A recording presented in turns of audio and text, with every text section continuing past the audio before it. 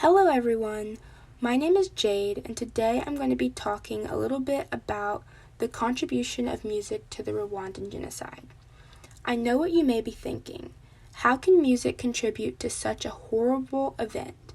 And trust me, we're going to get into it, but before I do that, I want to talk a little bit about what led to the genocide. So before I get into my argument, I'm going to provide some background information.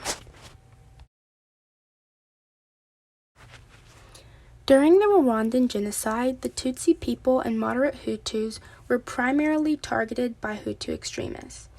In just 100 days, over 800,000 people were killed.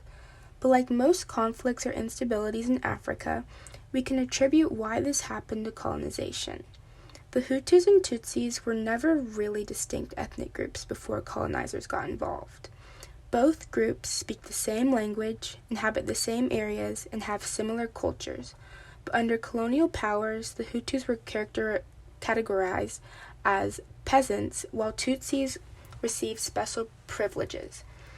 Under Germany specifically, the Tutsis were given more land, cattle, and ruling power over the Hutus because the Germans thought that the Tutsis were superior due to their lighter skin tone and taller stature, when in reality these variations were attributed due to different lifestyles and diets.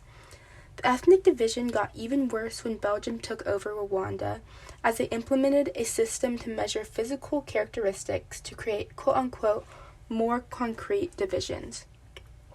Even though the value assigned to these differences seemed arbitrary, Tutsis began to believe that they were in fact better than Hutus. These colonizer-created constructs produced hostile divisions between the Tutsis and Hutus. A lot of damage was done until finally, after the Second World War, the United Nations stepped in, forcing Belgium to prepare Rwanda for independence and democratic majority rule. The Hutus couldn't wait for this, as they were the majority, but the Tutsis were upset as they'd maintained most of the political power as the minority ethnic group in Rwanda. After this, chaos ensued in the fight for power. Hutus killed Tutsis, and Tutsis killed Hutus. This led to even more hatred and fear that would eventually boil over in the 1990s. So what does music have to do with any of this? What effect could a song possibly have on a whole genocide? Isn't music supposed to be happy and apolitical? Well, not necessarily. I argue that without the contribution of the radio and anti-Tutsi music, the Rwandan genocide would not have escalated to such a horrible extreme. The radio heavily contributed to the escalation of the conflict. The main culprit was the radio station Radio Televisión Libre des Mille Colonias, which I will be referring to as the RTLM for short. The radio essentially mobilized Hutu militia with their anti-Tutsi messages. The audience quickly grew as messages of hate began to spread. The hosts often preached eradication rhetoric, and they played music that spread anti-Tutsi messages or openly called for violence. While on the air, Tutsis were usually referred to as cockroaches, saying things along the lines of "squash the invaders" or "eradicate the infestation." The words that even sparked the initial machete killings were "cut the tall trees," and as I mentioned earlier, Tutsis were usually taller than Hutus, so this was definitely a dog whistle. So more and more killings were encouraged, as the hosts would often say, "the graves are not yet full." And I'm going to play a quick clip from the radio station that features some of these messages and singing. After the clip is over, I will provide a translation.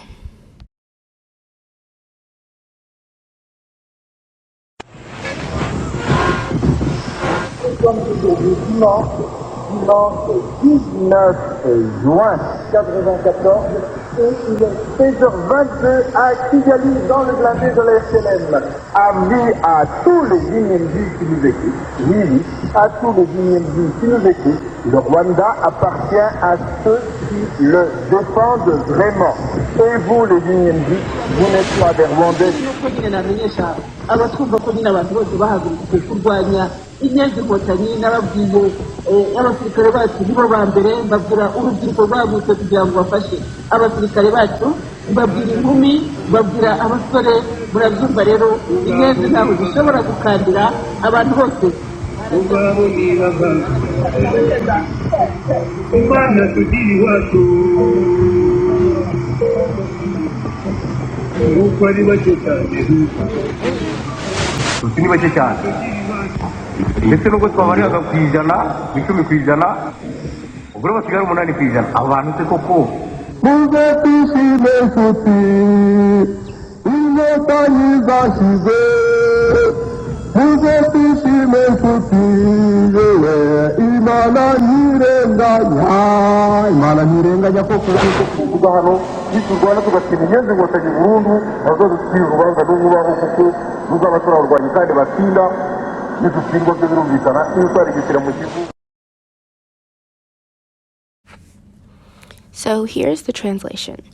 Today is Sunday, June 19th, 1994, and it's 4:22 p.m. Kigali time in the studio of RTLM.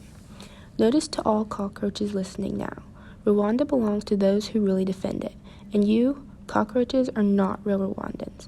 Everybody is up in arms to defeat cockroaches, from our military officers, the young people, adults, men, and women. So you understand, cockroaches have no way out. It's our good luck that Tutsis are so few in our country. They are no longer 10%. They are now at 8%. And then the song that was sung was saying, "Come and rejoice, friends. Cockroaches are no more.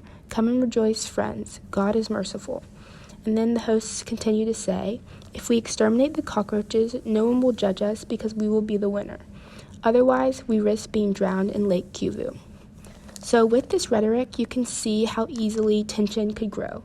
As more extreme messages were preached on the radio, more and more people were killed. Hutus were brainwashed into believing that every single Tutsi would eventually kill them if they did not kill them first. Hutu singer and songwriter Simon Bikindi also contributed to the paranoia that manifested during the genocide with his music. He deliberately made songs with obscure meanings at face value, but the songs contained troubling underlying political messages that often populated the RTLM's broadcasts. His songs addressed Imbira Ambuwa, or those who understood. That's what that translated to. His song Nanga Abahutu was popular. The song is about 10 minutes, but here's what the beginning sounds like.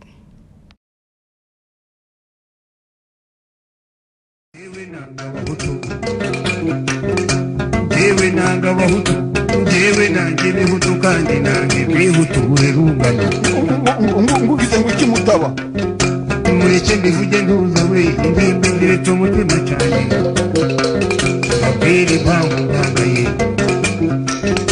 mureke mbivuge ntuza we indirimbo ndiretse umutima cyane babwire impamvu ndangaye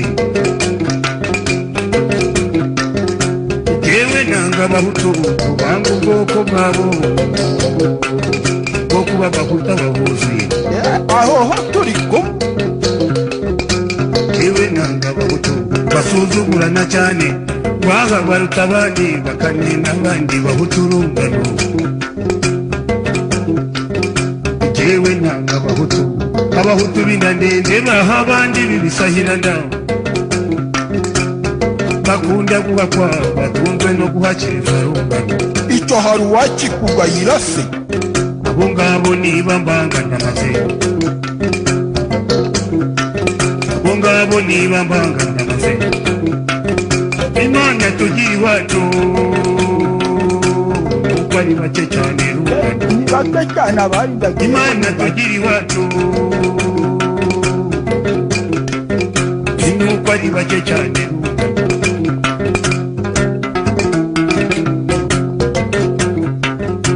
jewe nanjye bihutu jewe nanjye bihutu bigendera inzira ubugari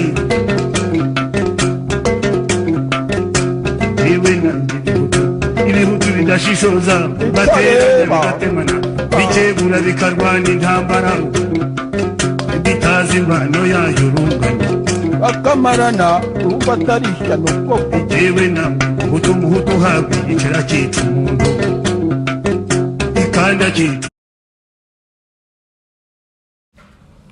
While the song title may seem misleading as it translates to I hate Hutus, Bikendi is referring to Hutu people who are disloyal to the extremist regime. A standout lyric from this song is, I hate these Hutus, these dehutuized Hutus, who have renounced their identity, dear comrades. He is also chastising Hutus who marry Tutsis and disregard the chastity of a pure Hutu lineage. Bikendi also spreads a troubling message through his song, Bene Sabahinzi. Here's an excerpt from that song.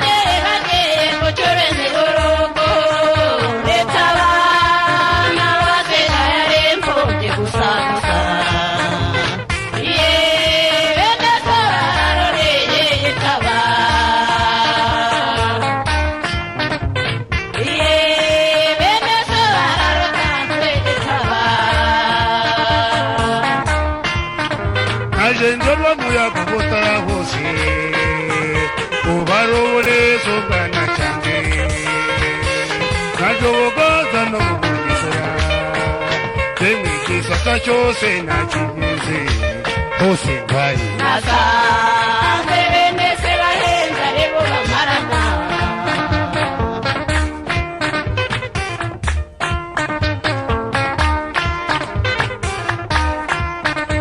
najoboye tobana mukari.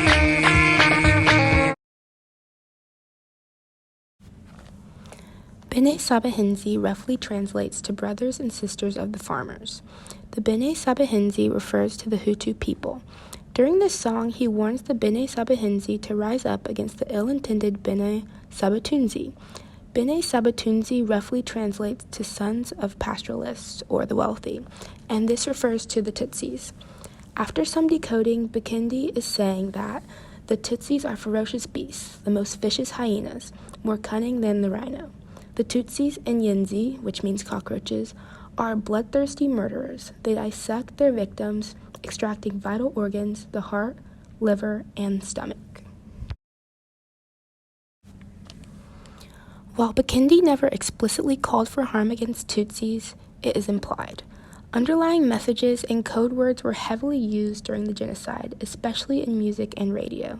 I believe Bikendi knew what he was doing and intentionally used indirect language as a cover.